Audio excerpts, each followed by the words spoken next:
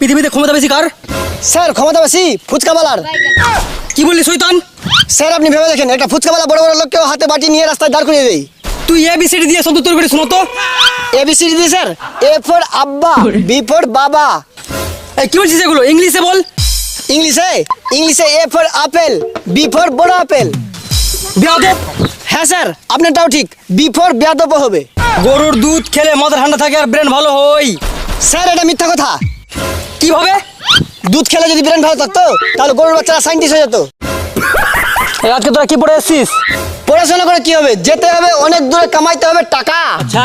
এ দুনিয়ায় খালি পকেটে কেউ ভালোবাসে না মাস্টার কাকা। এই তুই একটা মরুভূমি প্রাণীর নাম বলতো। স্যার উঠ। তুই আরেকটা মরুভূমি প্রাণীর নাম বলতো। উটের বাচ্চা। এই চুপ। এই তুই বলতো বিদ্যুৎ কে আবিষ্কার করেছিল? স্যার আমার বাবা। কি? হ্যাঁ স্যার আমার ছোট ভাইয়ের নামই তো বিদ্যুৎ, তাকে তো আমার বাবা আবিষ্কার করেছে। বলতো পৃথিবী সূর্যের চারদিকে ঘুরে কেন? বলবো স্যার, ধান্দাই ঘুরে ধান্দাই। কি বলি? ধান্দায় ঘুরে?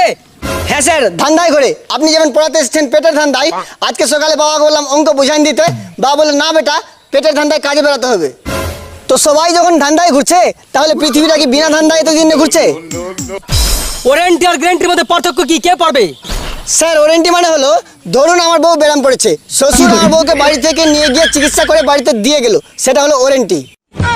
আর যদি চিকিৎসা করার পর ঠিক